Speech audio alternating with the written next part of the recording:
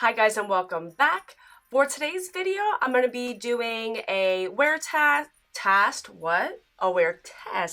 and review on the new Maybelline Dream Urban Cover Full Coverage Protective Makeup Sunscreen.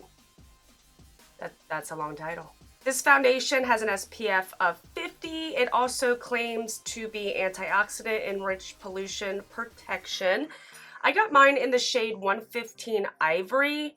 I'm one of my 50 shades of self-tan right now, so I'm hoping this matches me. So this foundation says it's formulated with antioxidants to help protect skin from environmental aggressors, which I think is pretty cool. Me being my Irish pale pasty ass, anything with sunscreen in it, I'm all for. My moisturizer that I use is the, what do I use? It's the Oil Olay 7-in-1 moisturizer that also has an SPF in it, so my moisturizer gives me that sunscreen protection in it. So then using this, I think I will be good to go. I also have my sunscreen on deck, but honestly I don't even feel like I'm gonna need to put sunscreen on under this foundation because of my moisturizer and this having an SPF in it too. I think I'm golden. So I'm currently on the Maybelline website and it says the Dream Urban Cover is a flawless coverage protective makeup. This lightweight foundation has broad spectrum SPF 50 and is enriched with antioxidants to protect against pollution, which that's basically what it says on this little bottle as well. It says the benefits is to experience Maybelline's first protective foundation makeup specifically formulated to shield skin from harmful environmental aggressors. This lightweight foundation has broad spectrum SPF 50 and is enriched with antioxidants to protect against pollution. So it's basically saying the same thing again. It not only leaves a natural looking finish, but protects skin day after day. Available in 16. That's it? That's not good.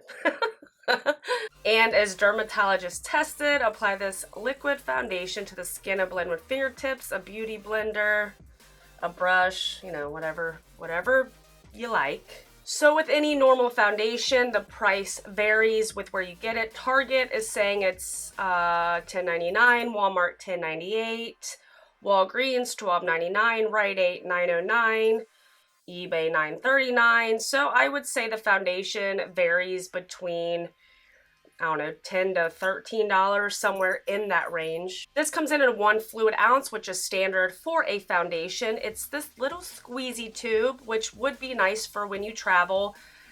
It is not a pump. And if you've been watching me a long time, you know how I feel about a pump. So this little squeezy tube, it's not my favorite, but we'll deal with it. Okay, so like all of my foundation reviews, I am going to do one side with my beauty blender and then the other side with a brush. Let's go ahead and prime as usual. I love using, so I think I'm going to stick to all drugstore makeup today. And basically, yeah, my base makeup for today will be, except for primer, will be all Maybelline. Because typically when you use all the same brand, they're all kind of formulated to work better together. Some may disagree, I don't know, that's what they say. But I will use basically all Maybelline today as far as my base makeup goes, except for my primer. This is the Soap & Glory One Heck of a Blot Primer. Alright, so let's go ahead and get this on my face. I always like to shake. Oh, this sounds super liquidy. I don't know if you can... I don't know if you can hear that or not, but it sounds super liquidy. It does claim to be full coverage. So, but with the sound of that liquidy, I don't know. So I'm going to spray my beauty blender with my Mario Badescu Aloe Cucumber Green Tea Spray. Do that every time I do my makeup. I'm thinking, like, should I just go in on my face or... maybe to try and get equal amounts, I'll just go ahead and do one of these things.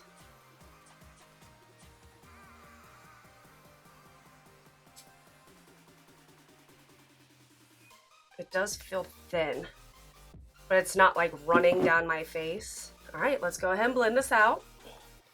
This is not full coverage at all. No, ma'am, it is not. I can still see all my freckles. It kind of evened me out, like from one side to the other. Like it looks pretty on my skin, like has this little bit of like shine, like in a good way shine. But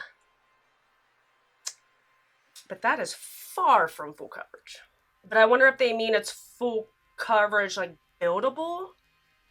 I don't know, but not full coverage. All right, let's go ahead and do this side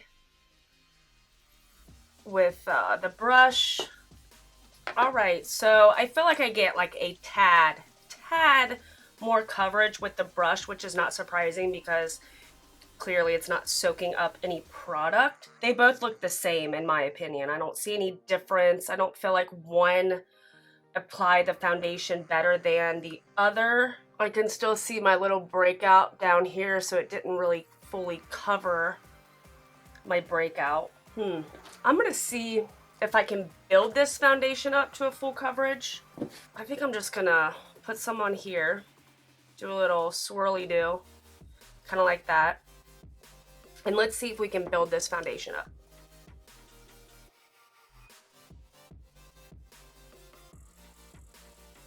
I don't know why, but that looks really cool.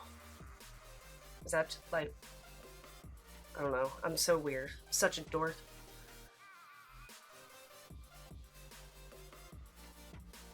Okay, so I'm all zoomed in. I'm gonna try not to move too much so you guys can kind of get a feel for what this looks like yourself.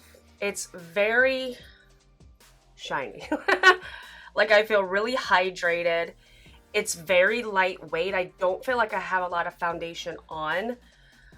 However, typically when a foundation goes on like this or it's a thinner consistency, having sunscreen in it, for me having oily skin, I have a feeling I'm gonna get oily throughout the day. But obviously that's what a wear test is for, but we shall see. As far as flashback, let's see, I think typically, don't quote me, but I think typically if zinc oxide's in it, iron oxides, but I'm pretty sure zinc oxide's what gives you flashback. Don't quote me, but I am going to go ahead without, I know I don't have anything else on my face, but I am going to go ahead and take a picture. So yeah, I'm not seeing any flashback. But I will say it does look pretty on the skin. Like first initial thoughts about the foundation, it does look pretty on the skin. It's not thick. I do like the thinner consistency. Sometimes we don't all want a full coverage foundation. Sometimes during the summer, something lightweight that just kind of evens us out is a good thing. So maybe that's exactly what they were trying to go for. Clearly, because it has a sunscreen in it, it is a lightweight formula. It's very liquidy. I personally don't like a super thick foundation if I'm going to do makeup when it comes to the summertime. Right now, it is, come on phone, it is 10:56. And I will have to put a little black box up there to cover my husband's phone number because it says if found, please call blank, blank, blank. So if you see a black box, that is why. But let me go ahead and do the rest of my face makeup. Like I said, I'm going to use the Maybelline Age Rewind and the Maybelline Fit Me powder. Put some bronzer, blush, highlight on, and then I will come back and let you see the result of that. All right, so I kept you zoomed in so you guys can see my whole face now since I put everything else on. Everything else laid beautifully on top of this foundation. It's only about 20 minutes later. This foundation's been on since 11, so that's what I'm gonna go by when it comes to my check-ins. All the other makeup laid on beautifully. It looks pretty as of right now. I hope I don't turn into an oil grease ball. I think I'm gonna hop off here, run some errands, and be back in the next 3 or 4 hours, somewhere around there, maybe a couple. I don't know, I'm just gonna go with it. I do wanna try and wear this foundation for at least 8 hours. That's typically around the amount of time I even like to wear makeup, really no more than 8. All right, so I'm gonna go ahead and hop off here and I will see you in a few.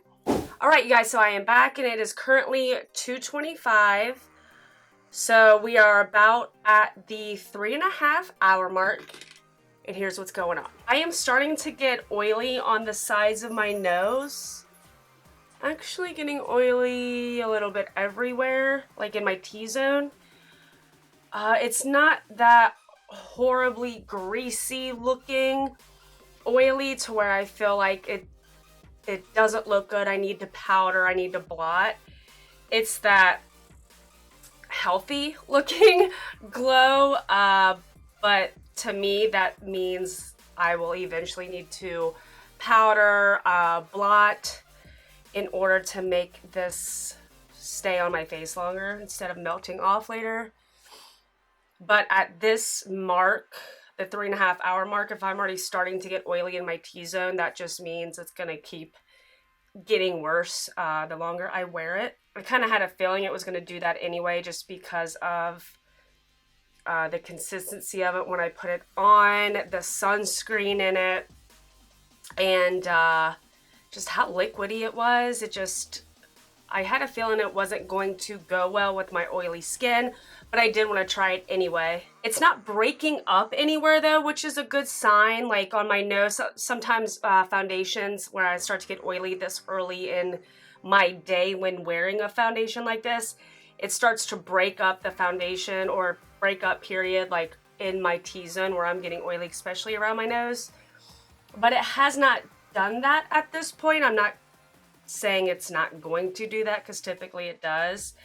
I can actually see foundation in my forehead wrinkles that I have, which sometimes I can't necessarily see foundation in these wrinkles, but actually with this foundation, I can actually like see the foundation in my wrinkles, if that makes sense. Like it's creased in my forehead. I could actually probably just go ahead and wipe that off, but I'm just gonna leave it alone. It has rubbed off here. I don't remember touching my chin, but I don't know if the camera would even pick this up, but it has rubbed off a little bit on my chin area. I'm pretty sure it doesn't claim to be transfer resistant, so I'm not surprised by that. I did look it up before because I was wondering if I was right about it. It's zinc oxide and titanium dioxide that causes flashback, and I'm pretty sure there is titanium dioxide in this foundation, but I'm not seeing zinc oxide, but there is titanium dioxide in it, which is supposedly what causes flashback. But again, the picture I took, I didn't have any flashback. Let me just double check. Let me just take another picture. Yeah, so there's no flashback. So I'm assuming more of the culprit would be the zinc oxide than the titanium dioxide. God, those are like mouthfuls. And I'm not seeing any zinc oxide as an ingredient. So flashback, I don't think you're gonna have an issue with that. So I will come back in about 3 or 4 hours and give you my final check-in. All right, so I am back for my final check-in. It is now 7 o'clock. We are at the 8-hour mark, and here's what's going on. Definitely oily. Yeah, I'm oily.